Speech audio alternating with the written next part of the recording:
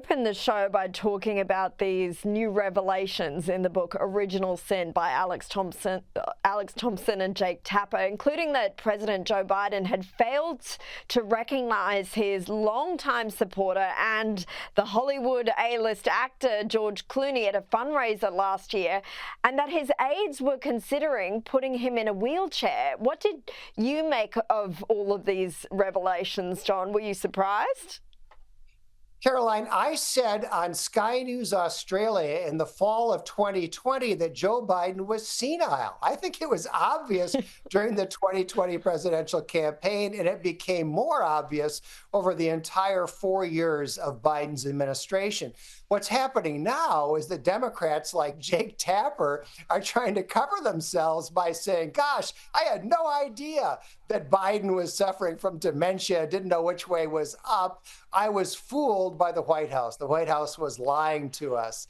Well, you know, the rest of us were not fooled. The rest of us saw video after video of Joe Biden falling down, wandering around aimlessly, unable to read a teleprompter, blurting out inappropriate comments over and over again.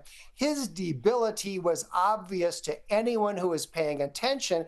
And the truth is that the Democrats, and that includes Democrats in the press like Jake Tapper, were hoping they could just slide him through that 2024 presidential election, even though they knew that he was in no condition to serve another 4 years as president. Yeah, it's quite incredible how they continue to flag that it was the White House lying to them. It was the administration lying to them. Anyone with eyes could see what was happening, including yourself back in 2020, John.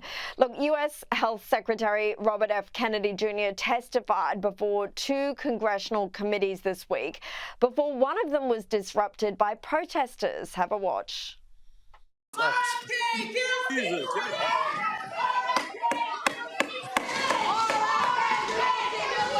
Police are asked to remove the individuals from the hearing room. Members of the audience are reminded disruptions will not be tolerated.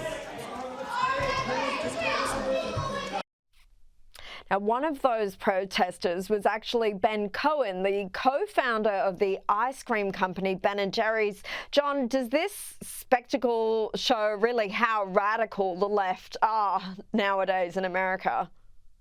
Well, how radical and how pointless, Caroline. I mean, Ben Cohen, the co-founder, as you say, of Ben & Jerry's ice cream, they sold that to Unilever. I don't think he has anything to do now except protest. You know, they show up, they wave signs, they scream, they yell, the Capitol Police hustle them out of there. What's the point? Ben Cohen was there to protest children supposedly being killed in Gaza, which had absolutely nothing to do with the HHS budget, which is what Secretary Kennedy was there to testify about. So it was completely irrelevant.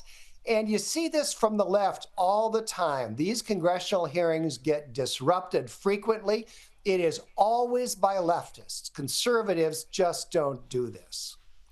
Well, from one crazy member of the left to another, Democratic Congressman Sri Thanada this week again tried to force a House vote on impeaching President Trump. However, after reportedly receiving a stern warning from his own party, chose not to follow through. He said, after talking with many colleagues, I have decided not to force a vote on impeachment today. Instead, I will add to my articles of impeachment and continue to rally the support of both Democrats and Republicans to defend the Constitution with me. John, if even his own party is telling him to stop, surely he needs to give this up. Well, apparently this guy Thanadar, a very little-known congressman, is facing a tough primary election, and I take it that he was trying to burnish his reputation as an anti-Trump crusader by bringing on these impeachment articles for a vote. Of course, it would fail. The Republicans control the House of Representatives. The whole thing is theater. And the reason why his Democratic colleagues were so angry at him is because they don't want the distraction. They want all of their messaging to focus on opposing the budget proposal that is now working its way through the House and the Senate. They want to take aim at that bill, and they don't want any of their members doing anything that gets in the way of their messaging on that subject.